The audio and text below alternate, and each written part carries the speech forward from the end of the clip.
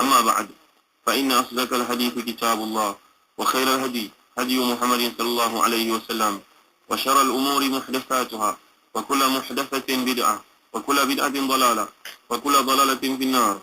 Saudara Nabi Ustaz Hadi Syarudin, saya mendengar yang mulia Allah sekalian, dan nyambung kembali kuliah tafsir kita pada ayat yang ke-82 dan 83 dari surah Sad, iaitu firman Allah Subhanahu wa taala, A'udzu billahi minasyaitonir rajim. Qala fa bi'izzatika la'uwiyannahum ajma'in illa ibadaka minhumul mukhlasin. Maksudnya, demi kemuliaanmu, aku pasti akan menyesatkan mereka semuanya, kecuali hamba-hambamu yang mukhlas, yang mukhlis di kalangan mereka. Mukhlas atau mukhlis merujuk pada ikhlas. Maknanya keputusan Allah bahawa Allah membenarkan kepadanya untuk umurnya panjang, jaminan daripada Allah SWT. Maka Iblis ini telah pun membuat satu ikrar, satu perjanjian dengan dirinya dan disaksikan depan Allah SWT bahawa aku akan menyesatkan mereka semua, kecuali hamba-hambamu yang mukhlas di antara mereka, maka mereka itu dipelihara olehmu. Jadi syaitan tanpa segan silu menyampaikan niat buruknya kepada Allah SWT untuk didengari oleh manusia, dan Allah telah mengikrarkan perkara ini. Nanti ada peluang kita membuka surah Al-Hijr, kita akan lihat lebih panjang lagi penjelasan-penjelasan tambahan di kalangan para ulama membincangkan perkara ini. Datang ayat ke-84, Allah SWT berfirman, A'udzu billahi minasyaitonir rajim. Qala fal haqq wal haqqa aqul la amla'anna jahannama minka wa mimman tabi'aka minhum ajma'in. Qul ma as'alukum alayhi min ajrin wa ma ana minal mutakallifin. In huwa illa dzikrun lil alamin wa la ta'lamunna naba'ahu ba'da hin. Sadaqallahul azim. Dia berfirman, maka yang hak dan hanya yang hak itulah yang aku firmankan. Aku pasti akan memenuhi neraka jahanam dengan jenismu dan dengan orang-orang yang mengikutimu di antara mereka kesemuanya. Jadi Iblis mengukuhkan tekadnya, azamnya untuk merayu manusia, bersumpah dengan nama Allah. Dan Allah pun melalui ayat-ayat di atas mengukuhkan jawapannya dengan menyebut kata Al-Haq. Qala fal haqq wal haqqa aqul. Al-Haq yang dimaksudkan di sini satu sumpah Allah SWT sendiri sebenarnya. Jadi jawapan Allah ni mengandungi arti sumpah. Allah tak perlu sebut seperti yang syaitan ini, la'uwiyannahum ajma'in, tu nun qasam.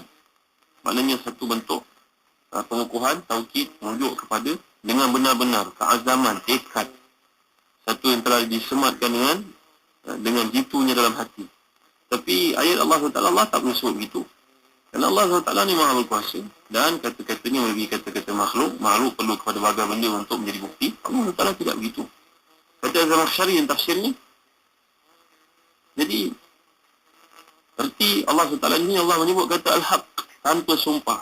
Kerana keagungan Allah ni demikian besar, tidak wajar memperhadapkan sumpah Iblis dengan sumpahnya.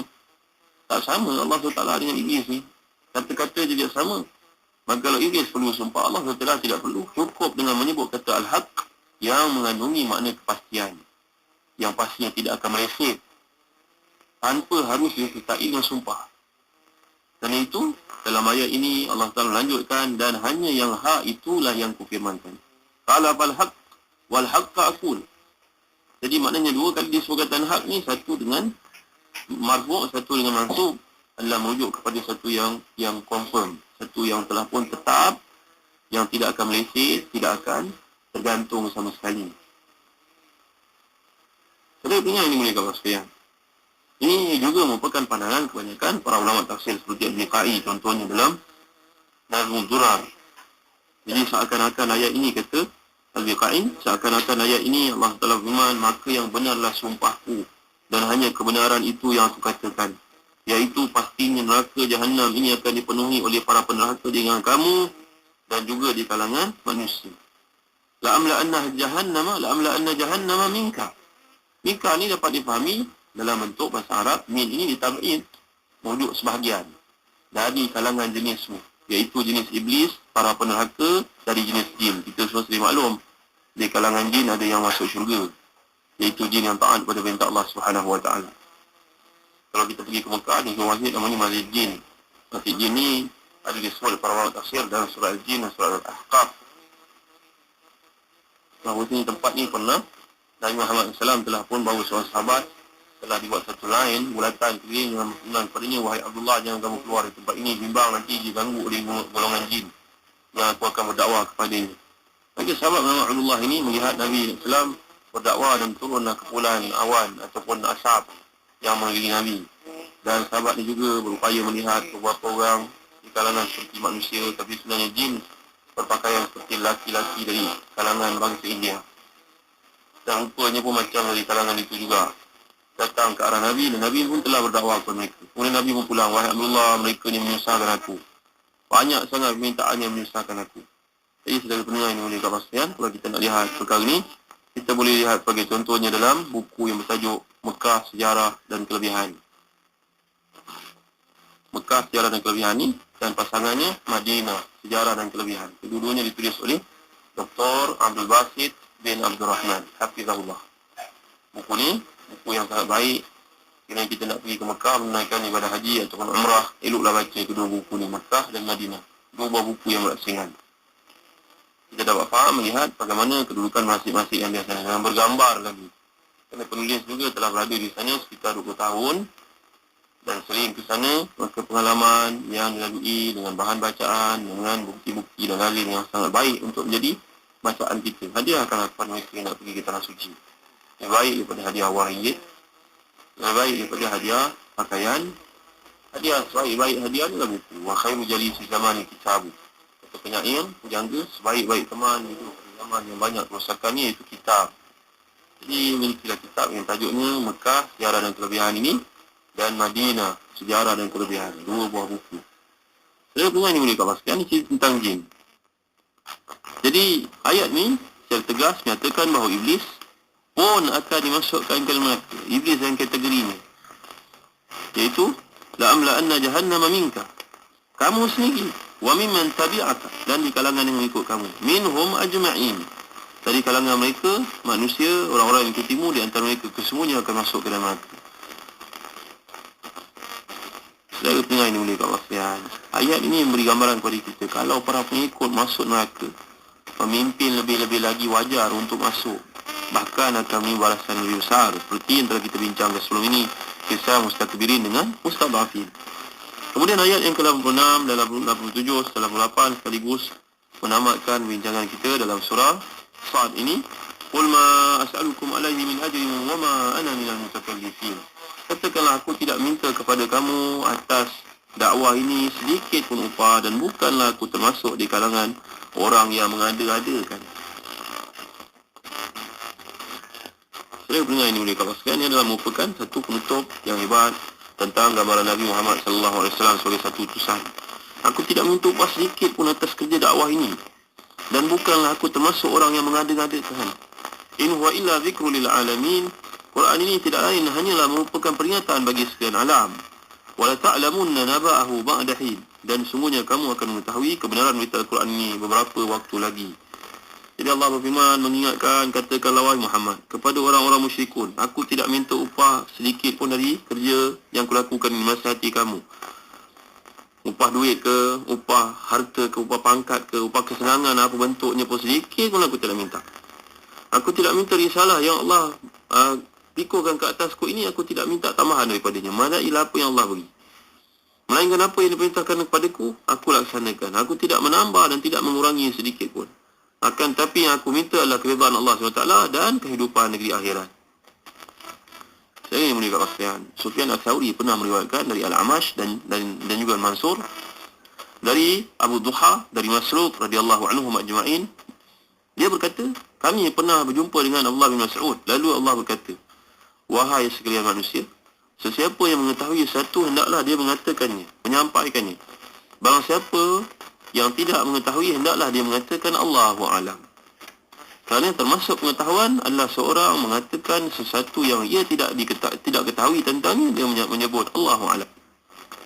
Artinya salah satu tafsiran yang dikemukakan oleh para ulama mufassirin seperti ini disebut Ibn Katsir, Qurtubi, Ibn Atiyah dan Lusi, Ibn Jarir Tabari, dan banyak riwayat bahawa dari Sufyan Al-Thawri, dari Al-Amash, dari Mansur, dari Abu Duha, dari Masruq, bahawa mereka ni pernah berjumpa dengan Abdullah bin Mas'ud. Lalu bertanya kepada Abdullah bin Mas'ud, apa yang kamu fahami tentang ayat ini?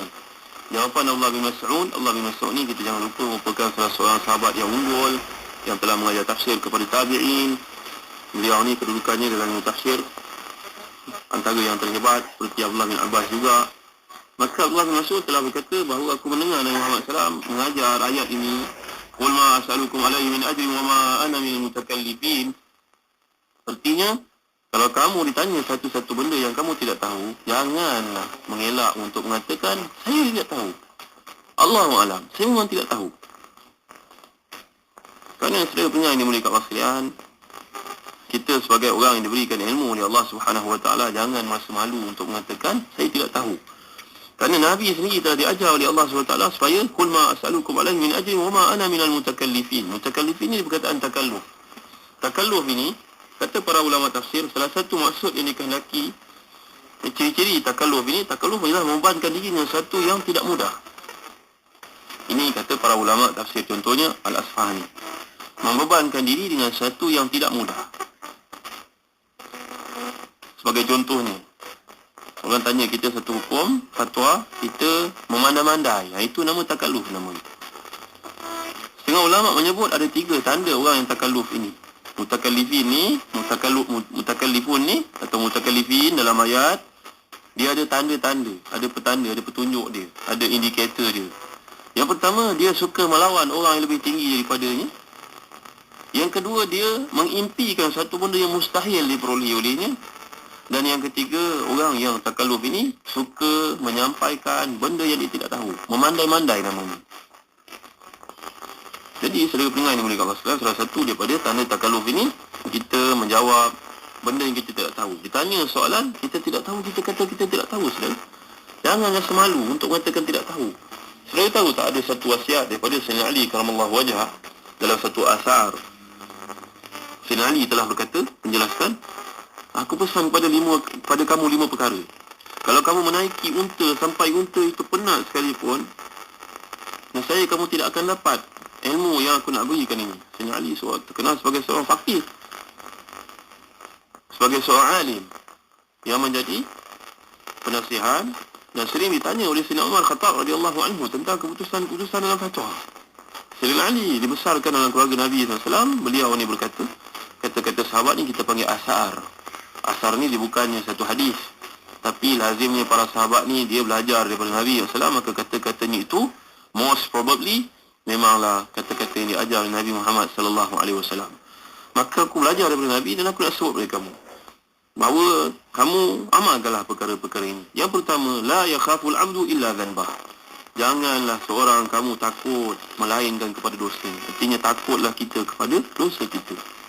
Yang kedua, wala yarju illa rabbah. Janganlah dia berharap kepada sesiapa pun melainkan kepada Tuhan. Yang ketiga, wala yastahi jahilun an yas'al. Janganlah seorang yang jahil itu malu untuk bertanya. Dan yang keempat, wala yastahi alim illam ya'lam an yaqul Allahu a'lam. Janganlah malu seorang alim itu untuk mengatakan kalau dia tidak tahu, saya tidak tahu. Memang saya tidak tahu. Yang tahu adalah Allah SWT sahaja. Wasabru minal insan bimawdi'ir ra's minal jasad. Idza quti'a ar-ra's yaibasu ma fil jasad wala iman liman la sabra lahu. Dan kesabaran dalam kedudukan pada diri manusia itu seperti kedudukan kepala pada badan. Kalaulah kepala itu dipotong, maka hapuslah, habislah jasad itu dan tidak ada iman bagi orang yang tidak memiliki kesabaran. So, dengar baik saya peringatan ini. Janganlah kamu takut melainkan kepada dosa kamu sendiri. Jangan berharap melainkan kepada Tuhan kamu sendiri. Janganlah seorang di kalangan kamu yang jahil malu untuk bertanya. Dan jangan di kalangan kamu kalau kamu itu alim malu untuk mengatakan aku tidak tahu. Dan hendaklah kamu bersabar. Kerana kedudukan sabar itu seperti kedudukan kepala bagi satu jasad. InsyaAllah kita akan lanjutkan lagi huraian perkara ini dalam kuliah akan datang. Kaitannya dengan ayat wa ma ana minal mutakallifin. Aku tidak mengada-ngadakan benda yang aku tidak tahu. Kita harus belajar. Nah, jadi orang alim ni jangan malu. Kerana Imam Malik pun pernah mengelak daripada menjawab 40 soalan. Dia mengatakan 4 saja dia tahu, 36 lagi Allahu a'lam, la adri. Lalu para ulama mengatakan la adri itu thuluthul ilm.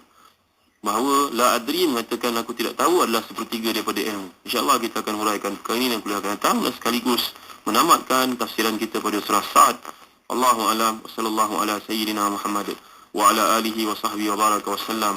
Walhamdulillahi rabbil alamin. Wa barakallahu fikum. Wassalamualaikum warahmatullahi wabarakatuh.